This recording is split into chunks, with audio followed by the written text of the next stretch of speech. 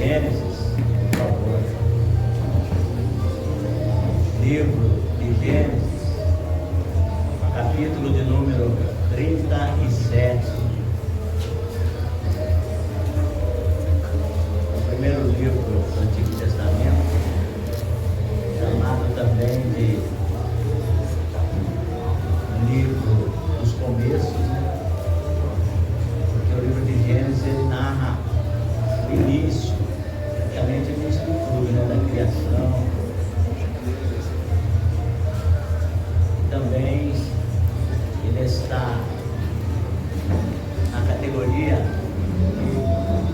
de livro das leis, porque ele compõe também, juntamente com os demais livros, Êxodo, Levítico, Número e Deuteronômio, também na categoria das leis, chamado de Pentateuco, 5 livros escritos por Moisés. Capítulo de número 37. Quantos acharam? Digo amém. Amém. Texto sagrado, ele vai dizer assim: eu estou com essa Bíblia aqui que é um pouco mais nova. Na verdade eu uso ela em casa mais para fim de estudo bíblico, né? Para administração assim da palavra de Deus. Bem pouco eu uso ela. Então a capa dela está até durinha ainda. Para manter ela aberta, dá uma luta aqui. Mas Deus dá vitória. Capítulo 37, onde está dizendo assim no versículo 1: José é vendido por seus irmãos. Aqui na minha Bíblia. Tá? Versículo 1. Quantos acharam? Digo amém? Amém. Versículo 1 está assim: Jacó habitava na terra das peregrinações de seu pai, na terra de Canaã. Estas são as gerações de Jacó. Aos 17 anos de idade, José cuidava dos rebanhos com seus irmãos. Ainda jovem, auxiliava os filhos de Bila e os filhos de Zilpa, mulheres de seu pai. E José levava a seu pai más notícias a respeito deles. Israel amava mais José do que todos os seus filhos, porque ele era o filho da sua velhice. E fez para ele uma túnica longa, ou na sua Bíblia de várias cores. Vendo seus irmãos que seu pai o amava mais do que todos eles, passaram a odiá-lo e não conseguiam falar com ele pacificamente. E aconteceu que José teve um sonho e contou-o aos seus irmãos. Por isso passaram a odiá-lo ainda mais. Amém? Amém. Você pode se assentar, por gentileza. E se puder desocupar as suas mãos, dá uma linda salva de palmas para o Senhor Jesus. É para ele, viu? Glória a Deus. Glória a Deus.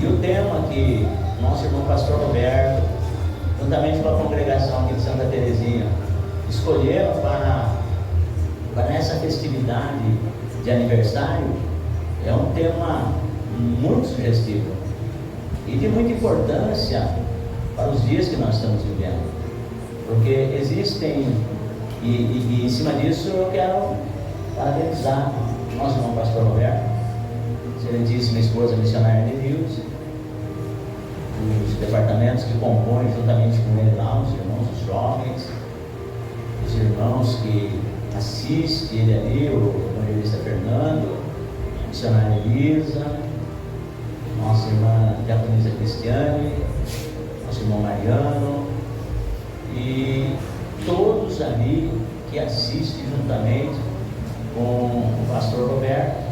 Eu falo ali porque esse ambiente aqui eles conseguiram para poder acomodar todos nós, irmãos. Ontem nós tivemos um número um pouquinho maior, né, pastor Roberto? Mas assim mesmo, nós estivemos num ambiente muito gostoso, aconchegante e confortável. Todos saíram daqui saciados pela poderosa palavra de Deus ministrada pelo pastor Roberto, e depois de quebra, no final, ainda saímos de barriguinha cheia, né, presbítero Nagir? né? Quem gosta de cuscuz, saiu daqui falando em língua estranha, irmão. Um cuscuz abençoado aqui, que as irmãs aqui por trás dos bastidores estavam preparando. Eu estava numa dificuldade aqui, porque o pastor Roberto pregando e o cheiro entrando no nariz, irmão. Eu, glória a Deus! Eu olhava no relógio, né, pastor Roberto? Né? Mas Deus é tão bom que Ele não nos despede de mãos vazias e nem de barriga vazia. Quando você vem para a casa do Senhor, a bênção é completa. Então, a festa é muito linda, muito maravilhosa. Porém, eu agradeço a Deus por essa oportunidade que o Senhor me deu. Do que, primeiramente? De conhecer a família do pastor Roberto. Primeiramente, por conhecer a família dele. Por quê? Quando eles chegaram na igreja, chegaram com as suas histórias de vida. Chegaram com a sua história. Cada um que vem para a presença de Deus vem com a sua história. E a história do pastor Roberto e da nossa irmã Helenilze, hoje pastor e ela missionária, não é diferente da história da maioria do povo evangélico. Seus problemas, suas mazelas, suas dificuldades.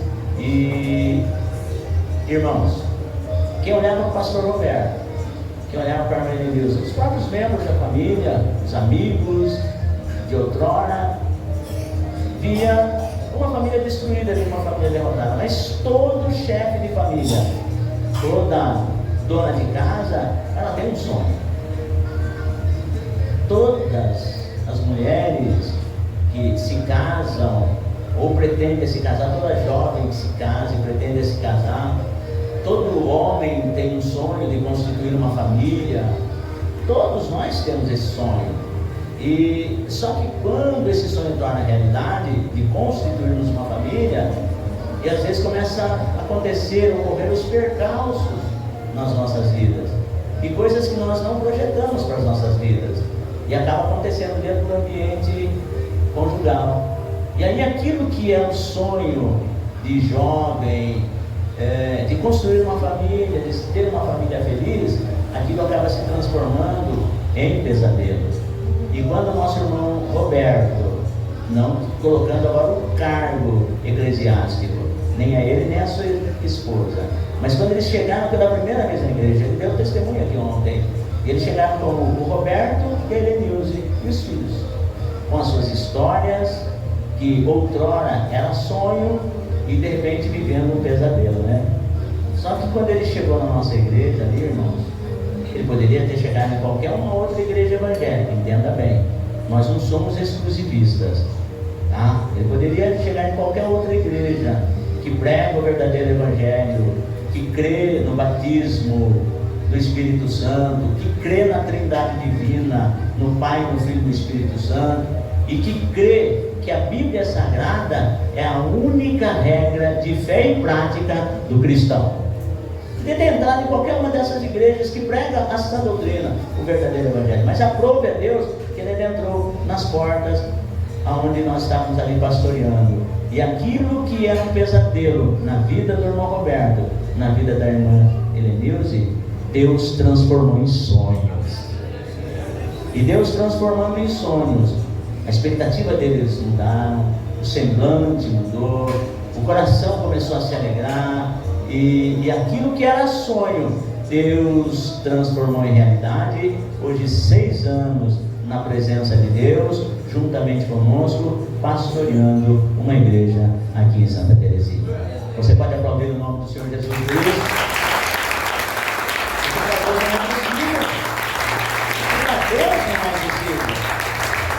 Aleluia. E você começa a observar que quem olha a vida do pastor Roberto, hoje da missionária Helenilze, acha que foi muito fácil. Não é fácil para ninguém, principalmente para quem Deus tem sonhos.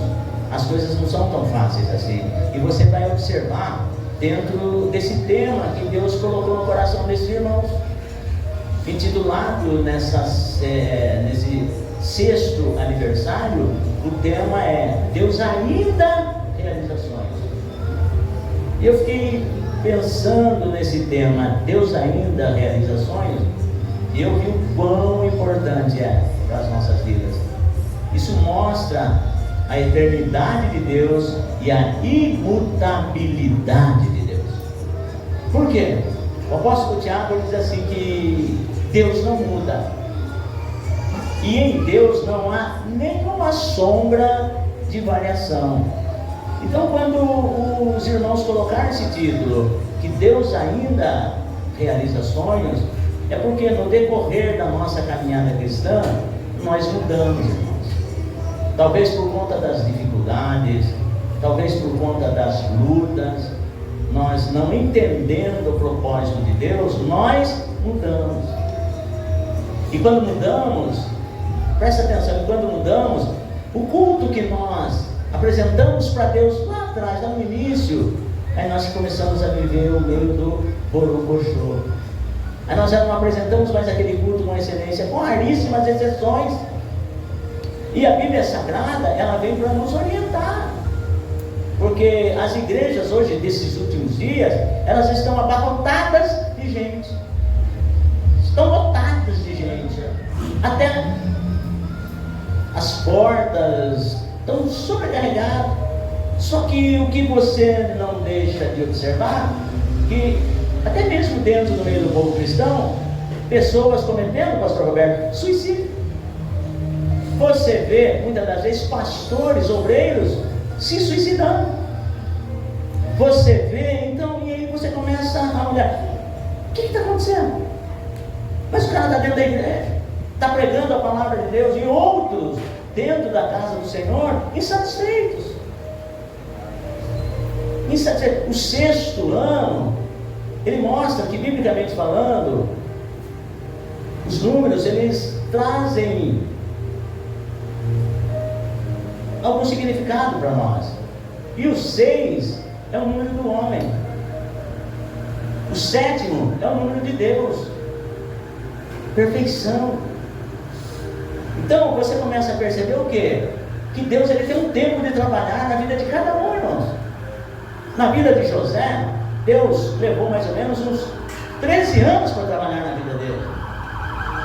Trazendo para o tema sobre Deus ainda realiza sonhos, e a pergunta que não quer calar, e o que muitas das vezes nos frustram. Eu nasci no berço cristão, no meu caso, eu vim para Jesus, eu estava com meus 34 anos, mas converso muito com os meus filhos, com os netos. Então, olha que coisa interessante, vocês não precisarão passar o que eu passei para chegar até aqui, porque eu vim com a minha vida arrebentada, como eu já dei testemunho para muitos. Mas pela infinita misericórdia de Deus, eu estou onde estou, faço o que faço, mas segundo a graça e a misericórdia de Deus, olha para a vida de vocês. Vocês não precisaram passar o que eu passei para chegar até aqui. Por quê? Porque praticamente os meus filhos, quando eu e minha esposa nos convertemos, nossos filhos estavam com 7, 8, isso aí, e a Tatiana mais velha com 11 anos. Tá? Quantos anos você estava quando nós nos convertemos? 16 anos. Luciano e Gisele com 7, 8 anos, é isso?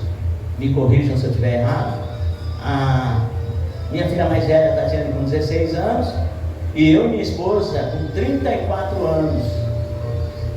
Só que nós passamos a infância, juventude e uma parte da nossa vida adulta no mundo. Muitos sonhos que nós tínhamos de criança, de adolescentes e de jovens acabaram se perdendo no decorrer da nossa existência. E agora eu com 34 anos de idade, vivendo não o sonho do casamento, mas o pesadelo do casamento, criado por mim mesmo, pelas minhas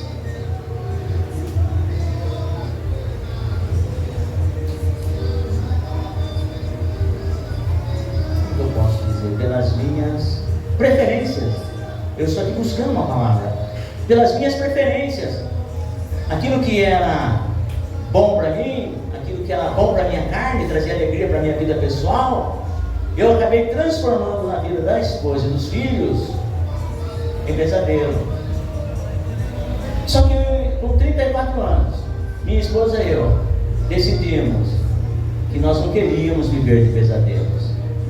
Porque se Deus tem um sonho para nós, é isso que nós queremos viver, os sonhos de Deus para nossas vidas.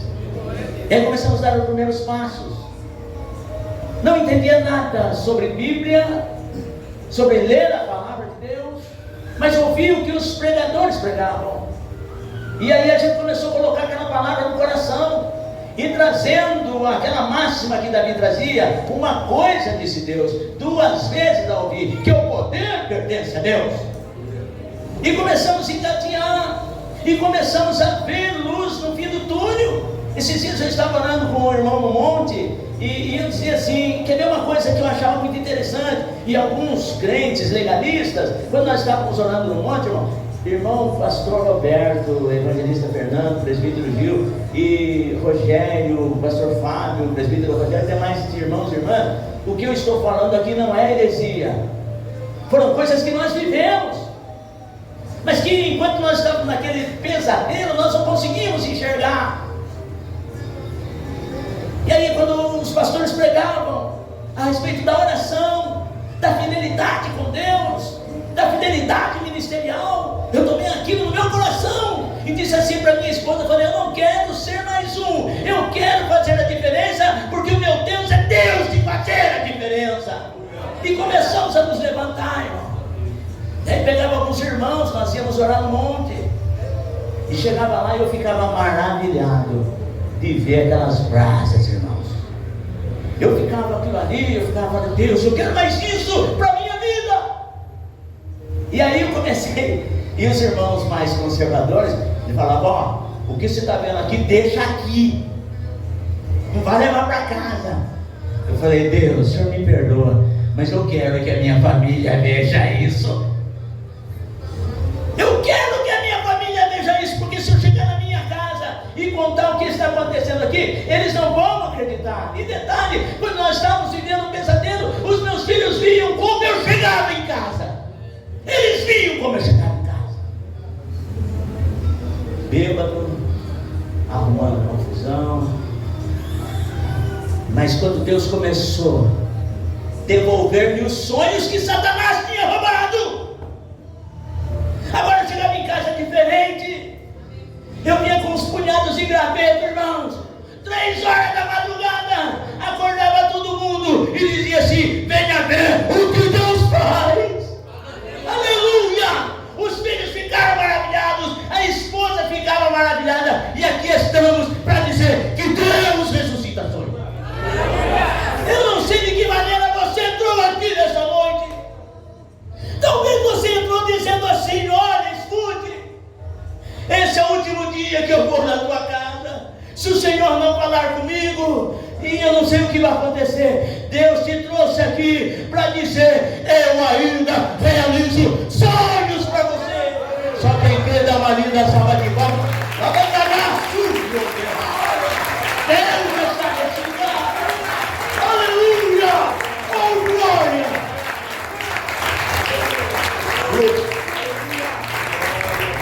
Mas nós vivemos de uma maneira, para os irmãos entenderem, já se passaram 28 anos, mas para mim é como se fossem poucos dias, porque o dia do meu batismo nas águas e o dia que eu fui selado com o Espírito Santo, eu sinto o cheiro desse dia até hoje. 28 anos se passaram, mas parece que fazem poucos dias.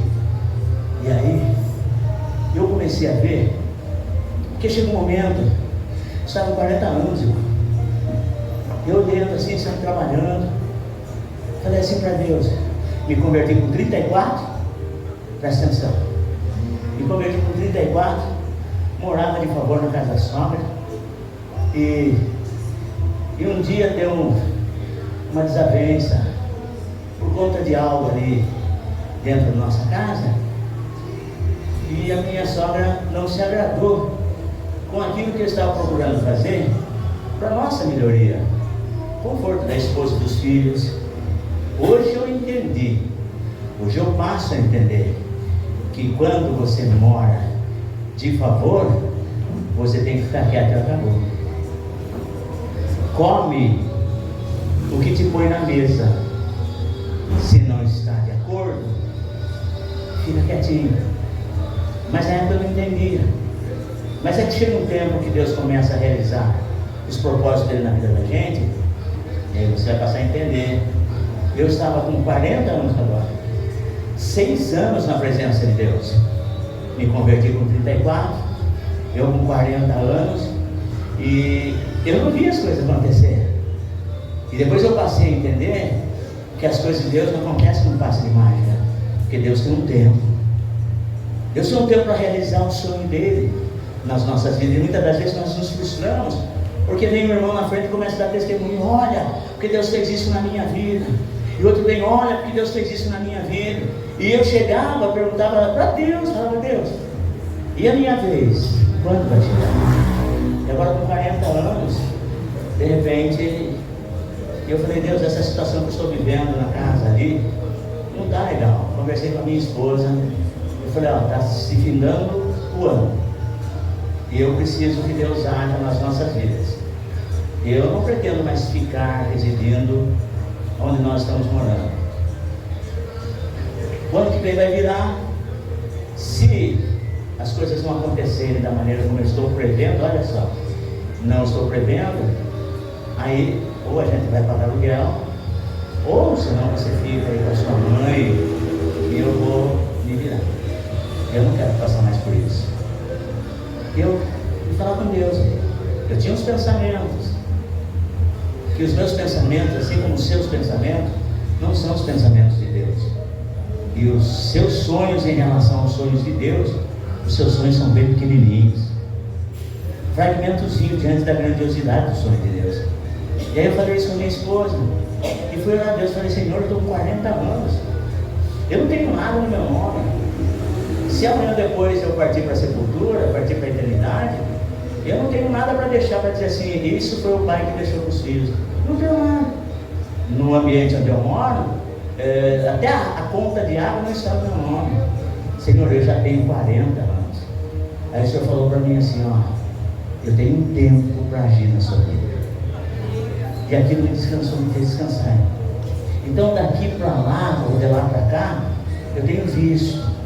E quando eu percebo que o negócio está funilado, quando a prova está grande, e eu começo a olhar, o Senhor falar assim: ó, não desanime. Lembra que eu falei que eu tenho um tempo para agir na sua vida? Tem bênção chegando para você. E eu compartilho com a minha esposa, porque às vezes a gente vem querer, sabe, murmurar. Dona Maria, fique tranquila, porque Deus tem um tempo para agir na minha vida e na sua vida. Então, um ciclo chamado tempo, isso significa dias, isso significa anos. Então, Deus levou pelo menos 13 anos para cumprir o propósito dele na vida de José. Ele deu um sonho para José. Eu li aqui para os irmãos: eu tive um sonho. E ele insiste: escute, por favor, o sonho que eu tive. E ele achava que os seus irmãos iriam compreendê-lo, e os irmãos de José não compreenderam, porque Estevão, o primeiro diácono mártir da igreja, ele fala assim que ele achava que iriam entender, mas não entendem. Tem coisas, tem mistérios que é só entre você e Deus. E não fique relutando porque as pessoas não entendem o trabalhar de Deus na sua vida. Porque o que Deus mostrou para você, falou com você através do sonho, é só para você. No devido tempo, quando Deus cumprir aquilo que Ele prometeu, as pessoas vão entender. Não é para elas entenderem o processo, mas por isso você tem que ficar bem tranquilo. E o Senhor levou praticamente 13 anos. E José aqui estava com 17 anos. E ele sonhava, e quando o sonho foi se cumprir na vida dele, ele já estava com 30 anos. O pastor Roberto dando testemunho aqui, 6 anos, muitas coisas aconteceram. Pessoas que começaram conosco, muitos deles não estão mais conosco, estão em outros ministérios. Outros ainda, talvez nem na presença de Deus não está. Quando está em outro ministério, glória a Deus, está na presença de Deus. O pior é quando as pessoas saem da igreja e vão para o mundo, voltar a ser instrumento na mão do diabo, ser tripudiado por Satanás. E aí é complicado. Mas tem outros, como a exemplo do nosso irmão Diácono Antônio, esposo da nossa irmã Diaconisa Santa, que está aqui nessa noite. Nós agradecemos a Deus por isso. O irmão Antônio, ele deu uma vida pela congregação aqui de Santa Terezinha, e até nos últimos dias estivemos lá. O pastor Roberto da congregação missionária de Deus ia lá fazer visita para ele. Ele tinha esperança que ele ia sair daquele leito de enfermidade e ia voltar. Nós vamos construir uma grande igreja lá, pastor Roberto, não falava? Mas não aconteceu. Ele partiu para a eternidade. Então, guarde bem, 6 anos passam muito depressa e muita coisa acontece em tão pouco tempo. Por isso não é tempo de nós desperdiçarmos tempo, irmão. Não é tempo de ficarmos presos em mazelas, em contendas, em picuinhas, em coisas desse tipo. Nós temos que olhar para Jesus, porque quando nós olhamos para o homem, quando nós olhamos para a circunstância, a natureza humana começa a sobrepujar, e nós deixamos de fazer para Deus, o que nós somos chamados para fazer. Lembre de uma coisa: você foi chamado para fazer o que Deus te mandou fazer. E a pergunta que não quer calar, eu vi o Ministério do Louvor cantando aqui: usa-me, eis-me aqui, usa-me a mim. Deus chamou você para fazer. Mas aonde? Não importa, mas faça. Por quê? Porque o tempo não vai me permitir 21 horas e 10 minutos. E eu dei essa introdução para você entender que quando o assunto Deus realiza sonhos, observe, eu passei o dia inteiro meditando, e eu quero compartilhar rapidamente com você. Quando você olha a vida de José, você vê José, ele está, como que eu posso dizer, envolvido, pelo menos em 3 sonhos, aqui no livro de Gênesis. E você acha que isso é por acaso? Eu não sei se você tem o hábito de não simplesmente ler a Bíblia, mas de estudar a palavra de Deus. Estudar a palavra de Deus. Estudar, examinar, significa você se deter, entrar no seu quarto e falar: Senhor, eu não quero ler a tua palavra como um livro qualquer ou como um jornal, não. É a tua palavra. Porque Jesus diz assim: examinais as Escrituras, porque vós cuidar ter nela a vida eterna, e ela testifica a meu respeito. É de mim que ela testifica. O problema é que as igrejas estão abarrotadas, e muitas pessoas tomando medicamento para depressão, crentes, irmãos, tomando, é errado. Não estou falando que é errado, mas eu estou falando que santos homens de Deus passaram pela depressão. Detalhe, passaram, não fizeram residência fixa. Tem muitos crentes aí que estão 30, 40 anos tomando remédio de faixa preta, não dorme de noite, quando o Salmo 127 diz assim, que Deus dá aos seus amados o sono. O que acontece então? Essa pessoa que não consegue dormir à noite, é porque Deus não ama ela? Não, é porque não ama, é porque as pessoas não tomam posse da palavra. E Deus se entristece com crente que não toma posse da palavra. Tomar posse da palavra é uma outra história. Há uma distância entre ser crente e ser praticante da palavra de Deus. Tiago disse isso. Olha, não sejam ouvintes esquecidos, não, mas sejam praticantes da palavra. E escute, você observa que José, um jovem, 17 anos de idade, 3 situações que ele se envolveu em sonhos. Aí, o primeiro envolvimento de José com sonho está aqui no capítulo 37, que eu li para os irmãos, que ele disse para os seus irmãos: eu tive um sonho. E eu, no estudo que o Espírito de Deus me deu, eu denominei esse período de sonho do capítulo 37 como sonho domiciliar. Porque esse sonho José teve em casa, com os seus irmãos, com a sua família, seus pais ali. O ambiente mais importante na vida do ser humano é a família. Porque junto com os nossos irmãos presbítero Rogério, presbítero Wellington, missionária Graziela, nós estudamos a respeito da família, o plano de Deus na vida familiar, e aonde nós aprendemos que tudo começa em casa. Nós aprendemos que tudo começa em casa. Então o primeiro sonho de José foi em casa, e ele foi compartilhar com as pessoas da casa.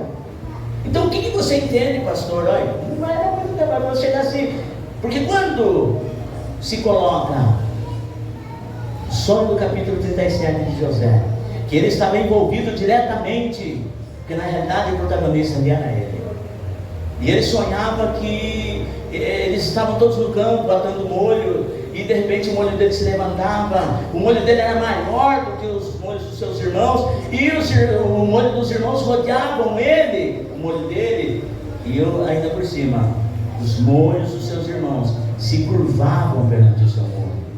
Então esse primeiro sonho é chamado de sonho domiciliar, segundo o que o Espírito de Deus colocou no meu coração.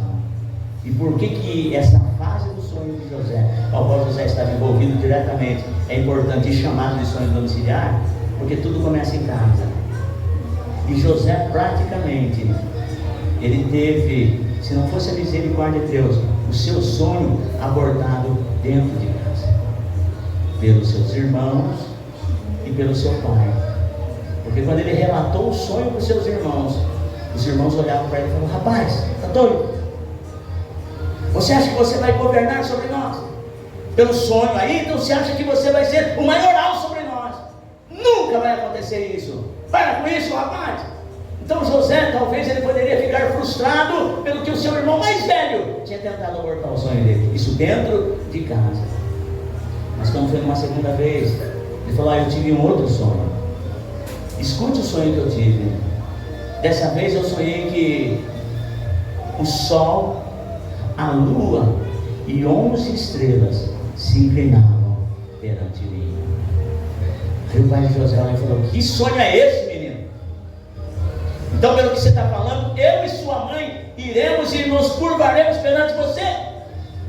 Então, o primeiro sonho, o primeiro relacionamento de José com o sonho foi dentro de casa, no capítulo 37, denominado de sonho domiciliar. Mas tem um outro sonho, uma outra experiência de sonho que José teve, e esse sonho se encontra no capítulo de número 40. Porque estou falando nessa noite de que Deus realiza sonhos. Então, se no primeiro momento José sonhou dentro de casa, esperando que ele fosse compreendido pelos sonhos que ele tivesse, olha, Deus tem um plano comigo, porque Deus fala comigo por internet dos sonhos. Os seus pais e os seus irmãos o interpelaram, tentaram destruir, tentaram sepultar o sonho de José. Porém, no texto do capítulo 37 ainda fala que mesmo que seu pai advertindo José, mas ele colocava aquelas palavras de José no coração. Sabe por quê? Porque Jacó falava assim: eu não tenho dúvida que é Deus falando com meu filho, porque é assim que Deus fala comigo. E a segunda experiência de José com o sonho, você vê no capítulo de número 40. E aqui eu denominei o capítulo 40 de sonho de José estar envolvido, de sonhos da prisão. Porque aqui José estava encarcerado, pagando por um crime que ele não cometeu, mas ele estava aqui encarcerado. E esse sonho da prisão, José não estava diretamente como protagonista, mas sim como o intérprete. Ele estando na prisão, no capítulo 40, ele ainda teve condições de interpretações. Para mim e para você, nos dias atuais, esses sonhos da prisão tipificam os sonhos em desenvolvimento, o processo de Deus, quando Ele tem sonhos comigo e com você, os processos que Deus usa para tornar esse sonho realidade. José estava na prisão, e eu e você estamos no decorrer da nossa vida, seja no nosso trabalho, seja no nosso estudo, seja no nosso relacionamento dentro da igreja, seja no nosso relacionamento com os nossos vizinhos. É nesse âmbito, é nesse espaço, é nesse habitat que Deus forja o nosso caráter, o nosso relacionamento, a nossa sensibilidade e empatia, o nosso respeito com as pessoas, as diferenças, que as pessoas não pensam igual a mim. Mas como que eu lido com pessoas que não pensam igual a mim? E quando eu sou rejeitado, qual é a minha maneira de agir? Então, esses sonhos da prisão, ele mostra que José, ele estava ligado no sonho. Dois moços chegam para ele, triste, e ele, percebendo a tristeza deles, e pergunta: por que vocês estão tristes? O que está acontecendo? E eles começam a relatar o sonho para José. Então, capítulo 40 vai falar dos sonhos na prisão. E o terceiro, a terceira experiência de José em relação aos sonhos é no capítulo 41. No capítulo 41 você vê agora Faraó tendo um sonho. E eu não discorro dos sonhos porque a narrativa os irmãos conhecem: 7 vacas gordas, 7 vacas magras, 7 espigas gordas cheias e 7 espigas miúdas secas. E Faraó chama, eu denomino esse sonho de sonhos do palácio. Mas pastor, o que vem a ser sonho do palácio? É o momento da nossa promoção, é o momento da nossa exaltação, é o momento das portas que Deus abre, daquilo que Deus falou lá atrás começar a se cumprir. E nesse meio tempo a gente precisa tomar o máximo de cuidado, porque escute, chegar até o topo não é difícil. O problema é permanecer lá, com a mesma fidelidade, com a mesma humildade. Então, no palácio, Deus está pronto para exaltar você. Então, talvez na sua casa você não foi bem recebido, talvez tentaram forjar os seus sonhos, tentaram matar os seus sonhos, onde tudo deveria ser as minhas maravilhas, mas você chegou até aqui, passou pela prisão, teve seu caráter forjado, aprendeu a lidar com as pessoas, você está pronto para chegar no palácio, e no palácio Deus começa a receber você com as mãos estendidas. É lá que o milagre vai acontecer. Então esteja pronto, porque o rei teve um sonho e ninguém conseguia interpretar o sonho do rei. No palácio é quando todos se esqueceram de você, e você viu que as coisas não aconteciam, mas você continua perseverando, porque você ainda está lá na prisão, ainda há 11 anos, você está na prisão, sendo forjado ainda, talvez na sua empresa, pensando em pedir a conta, talvez em fechar a sua empresa, dizendo que não dá mais. Deus diz assim: aguenta aí, o tempo da prisão está passando, o tempo da prisão está acabando, o palácio espera por você. Agora, ninguém consegue. 13 anos ele esperou. Aí de repente alguém chega lá na masmorra, alguém chega lá no cárcere e fala: José, rápido. O que aconteceu, cara? O rei está chamando você. Não apresse as coisas, não antecipe as coisas, espere o convite chegar até você. Deus pegou o convite na mão.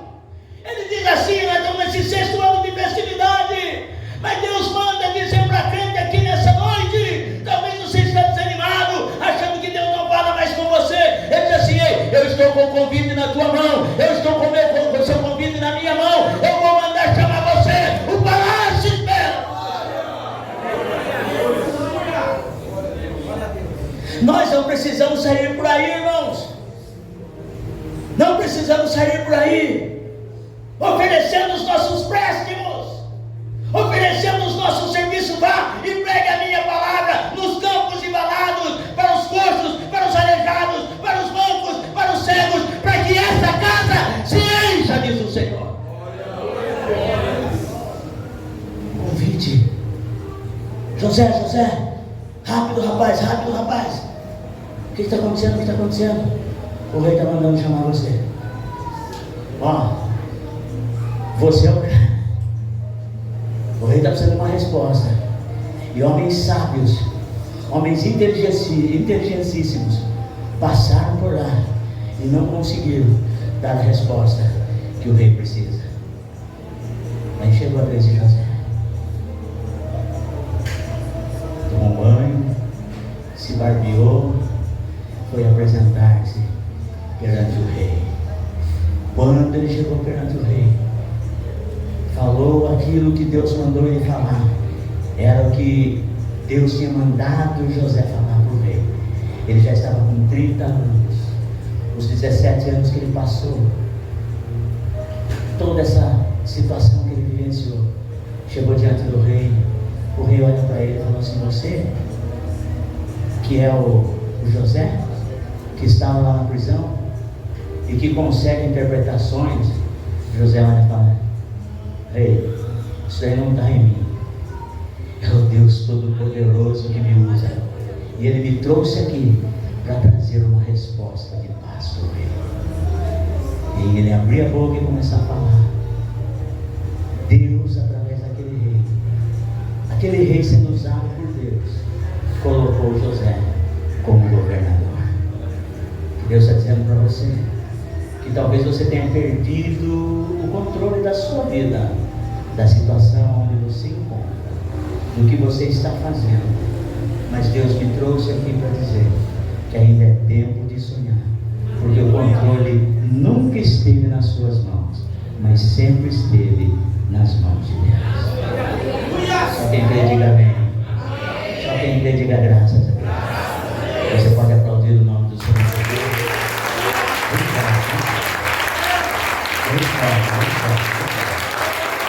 Glória a Deus. Glória a Deus.